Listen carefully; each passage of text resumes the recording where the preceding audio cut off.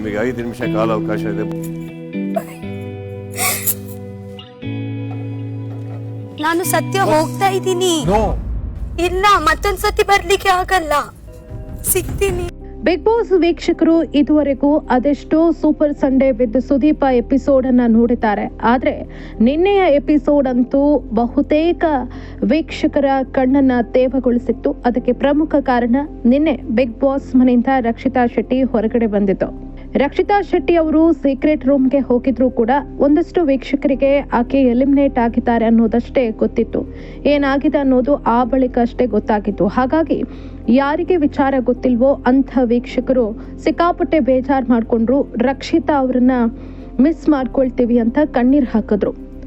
ರಕ್ಷಿತಾ ಅವರು big boss ಮನೆಯಿಂದ secret ರೂಮ್ಗೆ ಶಿಫ್ಟ್ ಆಗಿದ್ದಾರೆ. ಧ್ರುವಂತ್ ಅವರು ಕೂಡ ಬಿಗ್ ಬಾಸ್ ಮನೆಯಿಂದ ರಕ್ಷಿತಾ ಅವರ ಜೊತೆಗೆ ಸೀಕ್ರೆಟ್ ರೂಮ್ಗೆ ಶಿಫ್ಟ್ ಆಗಿದ್ದಾರೆ. ಆದ್ರೆ ವಿಚಾರ ಅದಲ್ಲ. ರಕ್ಷಿತಾ ಅವರು ಬಿಗ್ ಬಾಸ್ ಮನೆಯಿಂದ ಹೊರಗಡೆ ಹೋಗ್ತಾ ಇದ್ದಂತೆ ಅಲ್ಲಿದ್ದಂಥ ಒಂದಷ್ಟು ಸ್ಪರ್ಧಿಗಳ ರಿಯಾಕ್ಷನ್ ತುಂಬಾನೇ ಭಾವುಕವಾಗಿತ್ತು. ಮುಖ್ಯವಾಗಿ ಬಿಗ್ ಬಾಸ್ ಮನೆಯಲ್ಲಿ ಕಾಮಿಡಿ ಮೂಲಕವೇ ಸದ್ದು ಮಾಡ್ತಾ ಇರುವಂತಹ ಗಿಲ್ಲಿ ನಟ ಅವರಿಗೆ ಅನೇಕ ಸಂದರ್ಭದಲ್ಲಿ ಭಾವನೆಗಳೇ ಇಲ್ಲ, ಆ ವ್ಯಕ್ತಿ ಅಳೋದೇ ಇಲ್ಲ ಅನ್ನೋ ಮಾತುಗಳು ಕೇಳಿ ಬಂದಿದ್ವು. ಆತನ ಅಜ್ಜಿ ಸತ್ತಾಗ್ಲೂ ಕೂಡ ಆತ ಅತ್ತಿಲ್ವಂತೆ ಅಂತ ಜಾಹ್ನವಿ ಅವರು ಅನೇಕ ಸಂದರ್ಶನಗಳಲ್ಲಿ ಅದನ್ನೇ ಹೈಲೈಟ್ ಮಾಡಿ ಹೇಳಿದ್ರು. ಆದ್ರೆ ನಿನ್ನೆ ರಕ್ಷಿತಾ ಅವರು ಬಿಗ್ ಬಾಸ್ ಮನೆಯಿಂದ ಹೊರಗಡೆ ಹೋಗ್ತಾ ಇದ್ದಂತೆ ತುಂಬಾ ಭಾವುಕರಾದಂಥ ವ್ಯಕ್ತಿಗಳಲ್ಲಿ ಗಿಲ್ಲಿ ಅವರು ಕೂಡ ಒಬ್ರು. ಅದಕ್ಕೆ ಕಾರಣ ಅವರಿಬ್ಬರ ನಡುವೆ ಅಷ್ಟು ಒಳ್ಳೆಯದಾದಂಥ ಒಂದು ಬಾಂಡಿಂಗ್ ಇತ್ತು. ಇನ್ನು ರಘು ಅವರು ಕೂಡ ತುಂಬಾ ಭಾವುಕರಾಗ್ತಾರೆ. ಹಾಗೆ ಮಾಳು ನಿಪ್ನಾಳ್ ಅವರು ಬಿಕ್ಕಿ ಬಿಕ್ಕಿ ಅಳ್ತಾರೆ. ಮಾಳು ಅವರ ಜೊತೆ ರಕ್ಷಿತಾ ಶೆಟ್ಟಿ ಬಿಗ್ ಬಾಸ್ ಮನೆಯಲ್ಲಿ ಹೆಚ್ಚು ಸಮಯವನ್ನ ಕಳೀತಾ ಇದ್ರು. ಅವರಿಗೆ ಅತ್ಯಂತ ಆಪ್ತ ಸ್ಪರ್ಧಿಗಳಲ್ಲಿ ರಕ್ಷಿತಾ ಶೆಟ್ಟಿ ಕೂಡ ಒಬ್ರು. ಇನ್ನು ರಜತ್ ತುಂಬಾ ರಫ್ ಆಗಿರುವಂಥ ಮನುಷ್ಯ. ಈ ಮನುಷ್ಯ ಬರೀ ಮಾತಾಡೋದೇ ರಫು, ಆತನಿಗೆ ಹೃದಯವೇ ಇಲ್ವಾ ಅನ್ನೋ ರೀತಿಯಲ್ಲಿ ಒಂದಷ್ಟು ಜನ ಅಭಿಪ್ರಾಯವನ್ನು ವ್ಯಕ್ತಪಡಿಸ್ತಾ ಇದ್ರು. ಅಂಥ ವ್ಯಕ್ತಿಯೂ ಕೂಡ ರಕ್ಷಿತಾಗೆ ಮಿಡಿತಾರೆ. ಆಕೆಗೋಸ್ಕರ ಕಣ್ಣೀರು ಹಾಕುವಂಥ ಅನುಭವ ಅವರಿಗೂ ಕೂಡ ಆಗತ್ತೆ. ಅಲ್ಲೇ ಗೊತ್ತಾಗತ್ತೆ ರಕ್ಷಿತಾ ಅವರು ಎಷ್ಟರ ಮಟ್ಟಿಗೆ ತಮ್ಮ ಮುಗ್ಧತೆಯ ಮೂಲಕ, ತಮ್ಮ ವ್ಯಕ್ತಿತ್ವದ ಮೂಲಕ, ತಮ್ಮ ಸರಳತೆಯ ಮೂಲಕ ಒಂದಷ್ಟು ಸ್ಪರ್ಧಿಗಳ ಮನಸ್ಸನ್ನ ಗೆದ್ದಿದ್ರು ಅಂತ. ವಿಪರ್ಯಾಸ ಅಂದ್ರೆ ಇಷ್ಟು ದಿನ ರಕ್ಷಿತಾ ಅವ್ರು ಮಾಡಿದಂಥ ಅಡುಗೆಯನ್ನ ತಿಂತ ರಕ್ಷಿತಾ ಕೈಯಲ್ಲಿ ಸಾಕಷ್ಟು ಕೆಲಸಗಳನ್ನ ಮಾಡಿಸ್ಕೊಳ್ತಾ ಇದ್ದಂಥ ಒಂದಷ್ಟು ಮಹಿಳಾ ಸ್ಪರ್ಧಿಗಳು 1 ನಿಮಿಷ ಕೂಡ ಆಕೆಗೋಸ್ಕರ ಮಿಡಿಯೋದಿಲ್ಲ. ಆಕೆ ಬಿಗ್ ಬಾಸ್ ಮನೆಯಿಂದ ಹೊರಗಡೆ ಹೋಗ್ತಾ ಇದ್ದಂಥ ಸಂದರ್ಭದಲ್ಲಿ ಆಕೆಯ ಬಗ್ಗೆ ಒಂದೊಳ್ಳೆ ಮಾತುಗಳನ್ನ ಕೂಡ ಆಡೋದಿಲ್ಲ. ಅದರಲ್ಲೂ ಕೂಡ ಸ್ಪಂದನ, ಕಾವ್ಯ ಅವರ ನಡವಳಿಕೆ ತುಂಬಾ ಕೆಟ್ಟದಾಗಿತ್ತು. ವೀಕ್ಷಕರು ಸೋಷಿಯಲ್ ಮೀಡಿಯಾದಲ್ಲಿ ಸಿಕ್ಕಾಪಟ್ಟೆ ಆಕ್ರೋಶವನ್ನ ವ್ಯಕ್ತಪಡಿಸ್ತಾರೆ. ರಕ್ಷಿತಾ ಶೆಟ್ಟಿ ಬಿಗ್ ಬಾಸ್ ಮನೆಯಲ್ಲಿದ್ದಾಗ ಎಲ್ಲ ಕೆಲಸಗಳನ್ನ ಮಾಡ್ತಾ ಇದ್ರು. ಯಾವುದೇ ರೀತಿಯಾದಂತಹ ಬೇಜಾರು ಮಾಡ್ಕೊಳ್ಳೋದೆ ದಿನಪೂರ್ತಿ ಬಿಗ್ ಬಾಸ್ ಮನೆಯಲ್ಲಿ ಅಡುಗೆ ಮನೆಯಲ್ಲೇ ಕಳೀತಾ ಇದ್ರು. ರಾಶಿ ಪಾತ್ರೆಗಳಿದ್ರೂ ಕೂಡ ಬೇಜಾರು ಮಾಡ್ಕೊಳ್ಳೋದೆ ವಾಶ್ ಮಾಡ್ತಾ ಇದ್ರು.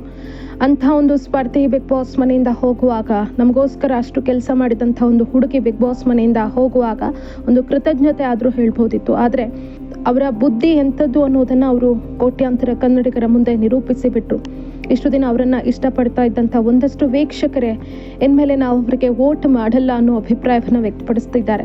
ರಕ್ಷಿತಾ ವಿಚಾರದಲ್ಲಿ ಕಾವ್ಯ ಹಾಗೂ ಸ್ಪಂದನ ನಡ್ಕೊಂಡಂಥ ರೀತಿಗೆ ಭಾರೀ ಆಕ್ರೋಶ ವ್ಯಕ್ತವಾಗ್ತಾ ಇದೆ. ಇನ್ನು ಗಿಲ್ಲಿ ಹಾಗೇನೆ ರಜತ್ ಜೊತೆಗೆ ರಘು ರಕ್ಷಿತಾ ಹೊರಗಡೆ ಹೋಗ್ತಾ ಇದ್ದಂತೆ ಸಾಕಷ್ಟು ವಿಚಾರಗಳ ಬಗ್ಗೆ ಮಾತಾಡ್ತಾರೆ. ಆಕೆ ಹೋಗುವಾಗ ನನಗೆ ತುಂಬಾ ಬೇಜಾರಾಯಿತು ಅಂತ ಗಿಲ್ಲಿ ಹೇಳ್ತಾರೆ. ನಾನು ಯಾರನ್ನ ಕೂಡ ಇಷ್ಟರ ಮಟ್ಟಿಗೆ ಹಚ್ಕೊಂಡಿಲ್ಲ, ಯಾರನ್ನ ಕೂಡ ಇಷ್ಟರ ಮಟ್ಟಿಗೆ ಮಿಸ್ ಮಾಡ್ಕೊಂಡಿಲ್ಲ, ಆದರೆ ನಾನು ಆಕೆಯನ್ನು ತುಂಬ ಮಿಸ್ ಮಾಡ್ಕೊಳ್ತೀನಿ ಅಂತ ಗಿಲ್ಲಿ ಹೇಳ್ತಾರೆ. ಇದರಿಂದ ಹೊರಗೆ ಬರೋದಕ್ಕೆ ನನಗೆ ಕನಿಷ್ಠ 1 ವಾರ ಆದರೂ ಬೇಕು ಅಂತ ಗಿಲ್ಲಿ ಹೇಳ್ತಾ ಇದ್ದಂತೆ ಪಾಪ ಆಕೆ ನಮಗೋಸ್ಕರ ಬಿಗ್ ಬಾಸ್ ಮನೆಯಲ್ಲಿದ್ದಂಥ ಒಂದು ಜೀವ ಅಂತ ರಘು ಹೇಳ್ತಾರೆ. ಪಾಪ ಬಂದು ಆಕೆ ಮಾತಾಡಿಸ್ತಾ ಇದ್ಲು. ನಾನು ಅವಳನ್ನು ತುಂಬ ಹಚ್ಕೊಂಡಿದ್ದೆ ಅಂತ ರಜತ್ ಕೂಡ ಹೇಳ್ತಾರೆ. ಲಾಸ್ಟ್ ಸೀಸನಲ್ಲೂ ಕೂಡ ನಾನು ಇಷ್ಟರ ಮಟ್ಟಿಗೆ ಯಾರನ್ನೂ ಕೂಡ ಹಚ್ಕೊಂಡಿಲ್ಲ, ಆದರೆ ರಕ್ಷಿತ್ ಅವಳನ್ನು ತುಂಬ ಹಚ್ಕೊಂಡಿದ್ದೆ, ಮನಸ್ಸಿಗೆ ತುಂಬ ಹತ್ತಿರವಾಗಿದ್ಲು ಅಂತ ರಜತ್ ಹೇಳ್ತಾರೆ. ಇನ್ನು ರಕ್ಷಿತಾ ಹೊರಡೋದಕ್ಕೆ ಮುಂಚೆ ಆಕೆಯನ್ನು ಅಪ್ಕೊಳ್ತಾರೆ ರಜತ್, ಆಕೆಯ ತಲೆಗೆ ಮುತ್ತು ಕೊಡ್ತಾರೆ. ಆ ಸೀನ್ ತುಂಬ ಭಾವುಕವಾಗಿತ್ತು. ಆಕೆಯನ್ನು ಎಷ್ಟರ ಮಟ್ಟಿಗೆ ಅವ್ರು ಇಷ್ಟಪಡ್ತಾ ಇದ್ರು ಅನ್ನೋದಕ್ಕೆ ಪ್ರಮುಖ ಕಾರಣ ನಮ್ಮ 3 ಜನರ ಮೇಲೆ ಇದು ತುಂಬ ಎಫೆಕ್ಟ್ ಆಗುತ್ತೆ, ಯಾಕಂದರೆ ಆಕೆ ನಮ್ಮ ಜೊತೆನೇ ತುಂಬ ಕ್ಲೋಸ್ ಆಗಿದ್ದಿತ್ತು ಅಂತ ರಘು ಹೇಳ್ತಾರೆ. ಪರ್ಸ್ನಲಿ ನಾನು ಅವಳನ್ನು ತುಂಬ ಹಚ್ಕೊಂಡಿದ್ದೆ ಅಂತ ರಘು ಹೇಳ್ತಾ ಇದ್ದಂತೆ, ನೀನು ಮೊನ್ನೆ ಬಂದಿದ್ಯಾ ಅಣ್ಣ, ನೀನು ಈಗಲೇ ನೀನಿಷ್ಟು ಹಚ್ಕೊಂಡಿದ್ರೆ ನಾವು ಹೇಗಿರಬೇಡ ಅಂತ ಗಿಲ್ಲಿ ಕೇಳ್ತಾರೆ. ಆಕೆ ನನ್ನ ಕೈ ಹಿಡ್ಕೊಂಡ್ರೆ ಬಿಡ್ತಾನೆ ಇರಲಿಲ್ಲ, ನಾನು ಯಾವತ್ತೂ ಕೂಡ ಅಳಲ್ಲ, ಆದರೆ ನಿನ್ನೆ ನಾನು ಹತ್ತು ಬಿಟ್ಟೆ ಅನ್ನೋ ರೀತಿಯಲ್ಲಿ ಗಿಲ್ಲಿ ಮಾತಾಡ್ತಾರೆ.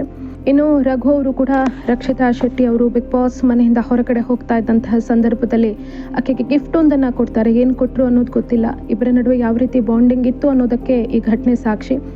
ಇನ್ನು ಇವತ್ತಿನ ಲೈವ್ ಎಪಿಸೋಡ್ನಲ್ಲೂ ನೋಡೋದ್ರೆ ಗೊತ್ತಾಗುತ್ತೆ, ರಘು ಅವರು ಆಕೆಯನ್ನು ತುಂಬ ಮಿಸ್ ಮಾಡ್ಕೊಳ್ತಿದ್ದಾರೆ. ರಜತ್ ಕೂಡ ಅದೇ ಮಾತನ್ನು ಹೇಳ್ತಾರೆ. ಗಿಲ್ಲಿ ಇವರೆಲ್ಲರೂ ಕೂಡ 4 ಜನ ಬಾಯ್ಸ್ ಹೊರತಾಗಿ ಯಾರೂ ಕೂಡ ಮಹಿಳಾ ಸ್ಪರ್ಧಿಗಳು ರಕ್ಷಿತಾ ಬಗ್ಗೆ ಮಾತನಾಡದೇ ಇರೋದು ಅವರ ಮನಸ್ಥಿತಿ ಎಂಥದ್ದು ಅನ್ನೋದನ್ನು ತೋರಿಸುತ್ತೆ.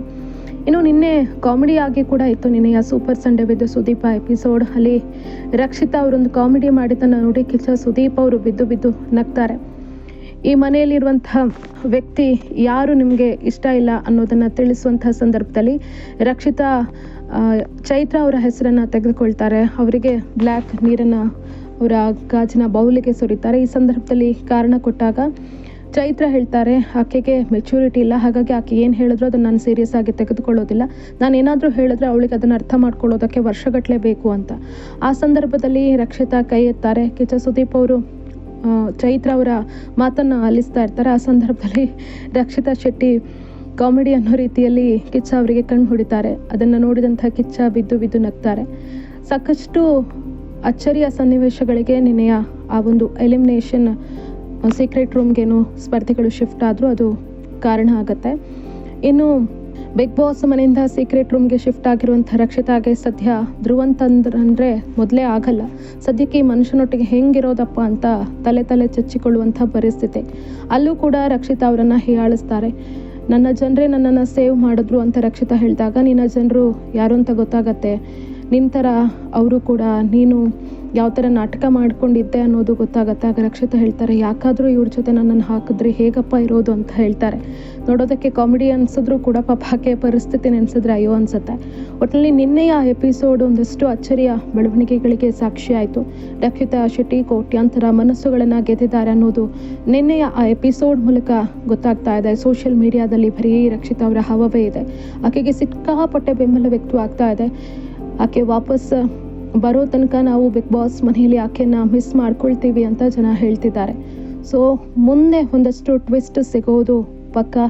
ಏನು ಟ್ವಿಸ್ಟ್ ಸಿಗತ್ತೆ ಅನ್ನೋದನ್ನ ಕಾದ್ ನೋಡ್ಬೇಕು. ಜೀನಿ ಸ್ಲಿಮ್ ರೆಫರ್ ಮಾಡ್ಬೇಕಾದ್ರೆ ಕಾರಣ ಏನಂದ್ರೆ ವೇಟ್ ಲಾಸ್ ಸಲುವಾಗಿ ನನ್ ಬಾಳ ಜನ ಕೇಳಿದ್ರು. ಫಸ್ಟ್ ನಾನ್ ತಗೊಂಡು ನನಗೆ ರಿಸಲ್ಟ್ ಬಂದ್ಮೇಲೆ ಆಮೇಲೆ ನಾನು ಜೀನಿ ಸ್ಲಿಮ್ ಇನ್ನೊಬ್ಬರಿಗೆ ಪ್ರಿಪೇರ್ ಮಾಡಿದ್. ಸುಸ್ತಾಗೋದು ಕಡಿಮೆ ಆಯ್ತು, ವೀಕ್ನೆಸ್ ಅದು ಏನೂ ಇಲ್ಲ, ಪೂರಾ ಹೆಲ್ದಿ ಅದೇನೆ. ವೇಟ್ ಜಾಸ್ತಿ ಇರೋರಲ್ಲಿ ಏನೇ ಡೌಟ್ ಇಲ್ಲದೆ 100% ಬಳಸಬಹುದು. ಪ್ರತಿದಿನ ನಮ್ಮ ಜೀನಿ ಸ್ಲಿಮ್ ನ ಯೂಸ್ ಮಾಡಿ ಯಾವುದೇ ಸೈಡ್ ಎಫೆಕ್ಟ್ ಇಲ್ದಂಗೆ ನೀವು ಸಣ್ಣ ಆಗ್ತೀರಾ. ಇಂತಹ ನೈಜ ಕುತೂಹಲ ಭರಿತ ಸುದ್ದಿಗಳು ನಿಮಗೆ ಸಿಗಬೇಕಂದ್ರೆ ರಾಜ್ಯದ ಪ್ರತಿಷ್ಠಿತ ಜನಪರ ಡಿಜಿಟಲ್ ಸುದ್ದಿ ಮಾಧ್ಯಮ ಪಬ್ಲಿಕ್ ಇಂಪ್ಯಾಕ್ಟ್ ಚಾನೆಲ್ ಅನ್ನು ಯೂಟ್ಯೂಬ್ನಲ್ಲಿ ಸಬ್ಸ್ಕ್ರೈಬ್ ಮಾಡ್ಕೊಳ್ಳಿ. ವಿಡಿಯೋ ಇಷ್ಟವಾದರೆ ಲೈಕ್ ಮಾಡಿ, ನಿಮ್ಮ ಇಷ್ಟದವರಿಗೆ ಶೇರ್ ಮಾಡಿ ನಮ್ಮನ್ನು ಪ್ರೋತ್ಸಾಹಿಸಿ.